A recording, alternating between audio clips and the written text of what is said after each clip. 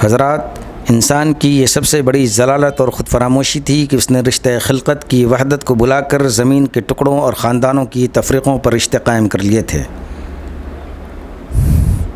خدا کی زمین کو جو محبت اور باہمی اتحاد کے لیے تھی، قوموں کے باہمی اختلافات و نزاعات کا گھر بنا دیا تھا۔ لیکن اسلام دنیا میں پہلی آواز ہے جس نے انسان کی بنائی ہوئی تفریقات پر نہیں بلکہ الہی تعبد کی وحدت پر ایک عالمگیر اخوت و اتحاد کی دعوت دی اور کہا کہ اے لوگوں، ہم نے دنیا میں تمہاری خلقت کا وسیلہ مرد اور عورت کا اتحاد رکھا اور نسلوں اور قبیلوں میں تقسیم کر دیا، اس لیے کہ باہم پہچانے جاؤ،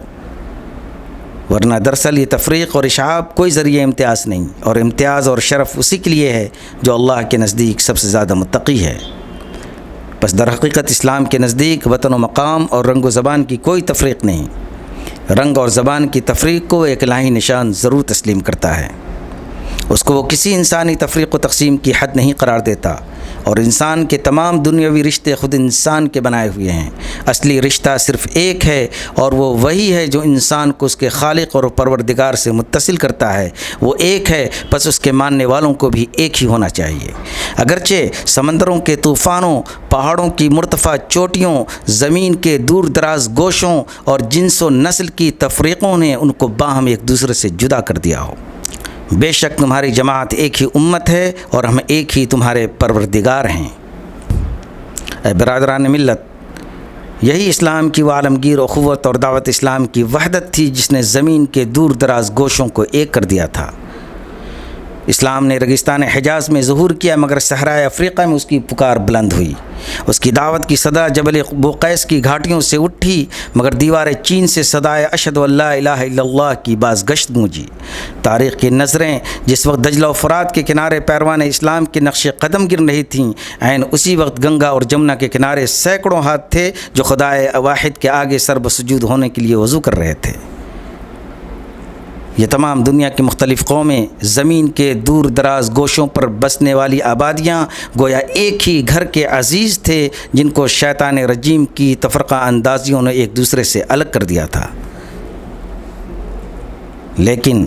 خدا رحیم نے ان صدیوں کے بچھڑے ہوئے دلوں کو ایک دائمی صلح کے ذریعے پھر ایک جگہ جمع کر دیا اور ان کے روٹھے ہوئے دلوں کو اس طرح ایک دوسرے سے منا دیا کہ تمام پچھلے شکوے اور شکایتیں بھول کر ایک دوسرے کے بھائی اور شریک رنج و راحت ہو گئے۔ اللہ کی اس نعمت کو یاد کرو جب تم پر نازل کی گئی، جب کہ تم اسلام سے پہلے ایک دوسرے کے دشمن تھے، مگر اسلام نے تمہارے دلوں میں محبت و الفت پیدا کر دی اور تم دشمن کی جگہ ایک دوسرے کے بھائی ہو گئے۔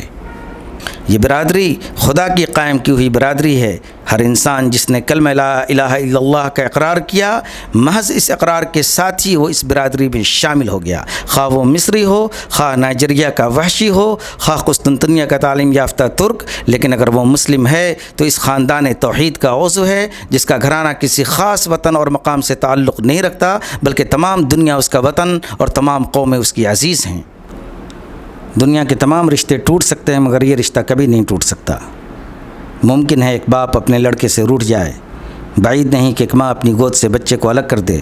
ہو سکتا ہے کہ ایک بھائی دوسرے بھائی کا دشمن ہو جائے، اور یہ بھی ممکن ہے کہ دنیا کے تمام عہد مودت، خون اور نسل کے باندھے ہوئے پیمانے وفا و محبت سے ٹوٹ جائیں، مگر جو رشتہ ایک چین کے مسلمان کو افریقہ کے مسلمان سے، ایک عرب کے بدو کو تاتار کے چرواہے سے، اور ایک ہندوستان کے نو مسلم کو مکہ معظمہ کے صحیح النسب قریشی سے پیوست و یکجان کرتا ہے، دنیا میں کوئی طاقت نہیں جو اسے توڑ سکے اور اس زنجیر کو کاٹ سکے جس میں خدا کے ہاتھوں نے انسانوں کے دلوں کو ہمیشہ کے لیے جکڑ دیا ہے۔ پس اے عزیزان ملت اور اے بقیہ ماتم زدگانہ قافلہ اسلام، اگر یہ سچ ہے کہ دنیا کے کسی گوشے میں پیروان اسلام کے سروں پر تلوار چمک رہی ہو تو تعجب ہے اگر اس کا زخم ہم اپنے دلوں میں نہ دیکھیں۔ اگر اس آسمان کے نیچے کہیں بھی ایک مسلم پیرو توحید کی لاش تڑپ رہی ہے تو لعنت ہے ان 7 کروڑ زندگیوں پر جن کے دلوں میں اس کی تڑپ نہ ہو۔ اگر مراکش میں ایک حامی وطن کے حلق بریدہ سے خون کا فوارہ چھوٹ رہا ہے تو ہم کو کیا ہو گیا ہے کہ ہمارے منہ سے دل و جگر کے ٹکڑے نہیں گرتے؟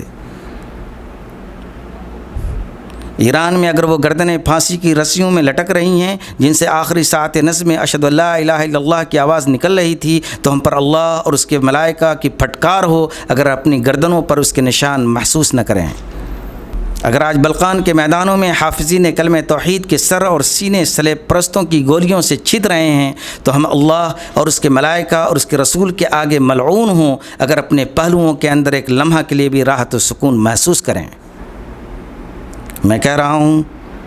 حالانکہ اسلام کی روح کا ایک ذرہ بھی اس کے پیرووں میں باقی ہے تو مجھ کو کہنا چاہیے کہ اگر میدان جنگ میں کسی ترک کے تلوے میں ایک کانٹا چبھ جائے تو قسم ہے خدا اسلام کی کہ کوئی ہندوستان کا مسلمان نہیں ہو سکتا جب تک وہ اس کی چبھن کو تلوے کی جگہ اپنے دل میں محسوس نہ کرے، کیونکہ ملت اسلام ایک جسم واحد ہے اور مسلمان خواہ کہیں اس کے اعضاء و جوارح ہیں۔ اگر ہاتھ کی انگلی میں کانٹا چبھے تو جب تک باقی اعضاء کٹ کر الگ نہ ہو گئے ہوں ممکن نہیں کہ اس صدمے سے بے خبر رہیں۔ اور یہ جو کچھ کہہ رہا ہوں محض اظہار مطلب کا زور بیان ہی نہیں ہے بلکہ عین ترجمہ ہے اس حدیث مشہور کا جس کو امام احمد مسلم نے نعمان بن بشیر سے روایت کیا ہے کہ جناب رسول کریم علیہ الصلاۃ والتسلیم نے فرمایا ہے، مسلمانوں کی مثال باہمی مودت و رحمت اور محبت و ہمدردی میں ایسی ہے جیسے ایک جسم واحد کی اگر اس کے ایک عضو میں کوئی شکایت پیدا ہوتی ہے تو سارا جسم اس تکلیف میں شریک ہو جاتا ہے۔ اور اسی کے ہم معنی صحیحین کی وہ حدیث ہے جس کو ابو موسیٰ اشعری نے روایت کیا ہے، ایک مومن دوسرے مومن کے لیے ایسا ہے جیسے کسی دیوار کی ایک اینٹ دوسری اینٹ کو سہارا دیتی ہے۔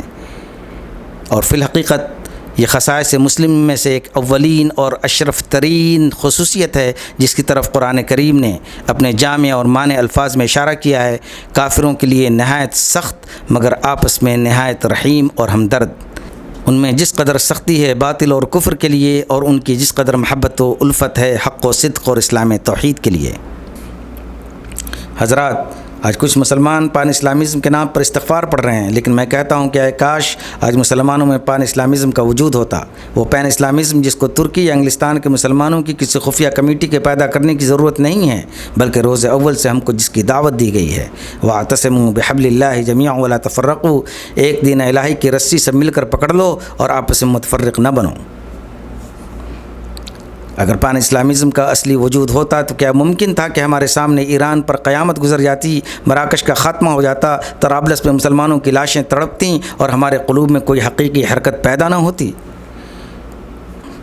روضہ مبارک حضرت امام رضا علیہ السلام کی دیواریں ملائن روسیہ کی گولی باری سے گر گئیں، برقع کی مسجدوں کے میناروں پر اٹلی کے مشرکین و مریم پرست چڑھ گئے تاکہ عین اس مقام پر جہاں سے خدا واحد کی تقدیس و تسبیح کی صدائیں بلند کی جاتی ہیں رومن کیتھولک بت پرستی کا عالم نصب کر دیں۔ لیکن مجھ کو بتلاؤ کہ کتنے ہندوستان میں مسلمان ہیں جن کے دلوں میں زخم آئے اور کتنے ہیں جن کے جگر میں ٹیس اٹھی؟ سچ یہ ہے کہ ہم اپنے اصلی پان اسلامیزم یعنی اسلامی وحدت کو کھو چکے ہیں اور یہی علت اسلام کے اصلی ذوف اور انحطاط کی ہے، مگر چونکہ اس کا بیج اب بھی ہم میں موجود ہے گوبر گوبار نہیں، اس لیے وہ لوگ چاہتے ہیں کہ اس طرح کے انتشارات سے سہما اور ڈرا کر ہم کو آئندہ کی ہوشیاری اور بیداری سے بھی باز رکھیں اور رہی صحیح قوت کا بھی نوشو نما ہونے سے پہلے خاتمہ کر دیں۔ حضرات، وہ قوم جس کا ظہور 1300 برس پہلے مکہ نامی ایک جزیرہ نما سے ہوا تھا اور جو مسلم کے لقب سے پکاری جاتی ہے، اس کا عقیدہ تو یہی ہے جس کو میں نے بیان کیا، لیکن بدقسمتی سے ایک دوسری قوم بھی ہم میں موجود ہے جو اس حقیقت کو تسلیم نہیں کرتی۔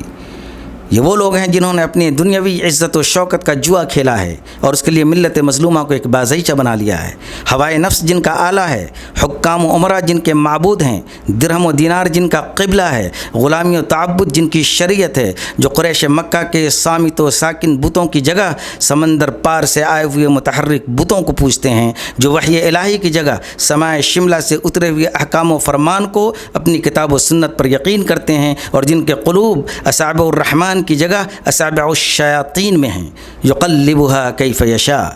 غرض کہ الذین یستحبون الحیاۃ الدنیا علی الآخرہ ویصدون عن سبیل اللہ ویبغونها عوجا اولئک فی ضلال بعید۔ مگر اب زمانے نے پلٹا کھایا ہے، زمین اور آسمان دونوں طرف سے تازیانہ ہے عذاب ان پر پڑ رہے ہیں، اس لیے گو دل سے نہ ہلے ہوں مگر زمانے کچھ ہلنے لگی ہیں۔ تاہم ہم کو معلوم ہے کہ اس انقلاب کی اصلی علت کیا ہے اور ان کے ظاہر و باطن میں باہم کیا ربط ہے۔ یہ منافق جب مسلمانوں سے ملتے ہیں تو کہتے ہیں ہم مسلمان ہیں، لیکن اپنے شیطانوں کے پاس تنہائی میں جاتے ہیں تو کہتے ہیں دل سے تو ہم تمہارے ہی ساتھ ہیں۔ ظاہری کارروائیاں جس قدر ہماری ہیں وہ ایک تمسخر اور دل لگی سے زیادہ نہیں۔ اے اخوان ملت، آج وہ وقت آ گیا ہے کہ دلوں پر سے پردے اٹھ جائیں اور کفر و ایمان میں تمیز ہو جائے۔ یقین کیجئے کہ ایک سب سے بڑی اور شاید آخری ابتلاء عظیم ہے جو صرف اس لیے ہے کہ اللہ مدعیان ایمان کو آزمانا چاہتا ہے، اور اللہ تم کو آزمائے گا یہاں تک کہ سچے مجاہد اور صابر جھوٹوں سے الگ ہو جائیں۔ یاد رکھیے کہ خدا تعالیٰ اپنے کلمہ توحید کی حفاظت کے لیے ہم مسلمانوں کی اعانت کا محتاج نہیں ہیں، بلکہ ہم اس کے فضل کے محتاج ہیں۔ اس 1300 برس کے اندر اسلام میں کتنی قومیں آئیں اور اپنی اپنی باری سے اسلام کی حفاظت کا فرض ادا کر گئیں۔ اگر اس آخری آزمائش میں ہم پورے نہ اترے تو کیا عجب ہے کہ قدرت الہی اپنے دین مبین کی حفاظت کے لیے دوسروں کو چن لے اور ہم کو اسی طرح اپنے دروازے سے مطرود و مردود کر دے جس طرح ہم سے پہلے بہت سی قومیں ہو چکی ہیں۔ اے لوگوں، تم اللہ کے دروازے کے فقیر و سائل ہو، اللہ تو تمہاری مدد سے بے نیاز ہے۔ اگر وہ چاہے تو تم سے اپنا رشتہ کاٹ لے اور ایک دوسری مخلوق کو پیدا کر دے، اور اس کے لیے کچھ مشکل نہیں ہے۔ اللہ کے عجائب کاروبار قدرت کے یہ تماشے پہلے دن ہی سے موجود ہیں۔ کیا نہیں دیکھتے کہ اس نے مکہ کی سرزمین کو محبوب ہونے کا شرف عطا فرمایا اور قریش مکہ کو اپنے نور رسالت کا حامل بنایا، لیکن جب انہوں نے اس احسان الہی کی قدر نہ کی تو غیرت الہی نے کہا کہ وہ اپنے کاموں کی تکمیل کے لیے کچھ سرزمین مکہ ہی کا محتاج نہیں ہے۔ دین حق کی اعانت کے لیے مدینہ والوں کو بھیج دیا۔ اے مسلمانوں، اگر تم میں سے کوئی دین الہی سے منہ موڑے گا تو اللہ کو اس کی کچھ پرواہ نہیں، وہ ایسے لوگوں کو موجود کر دے گا جن کو وہ دوست رکھے گا اور وہ اس کو دوست رکھیں گے۔ وما علینا الا البلاغ۔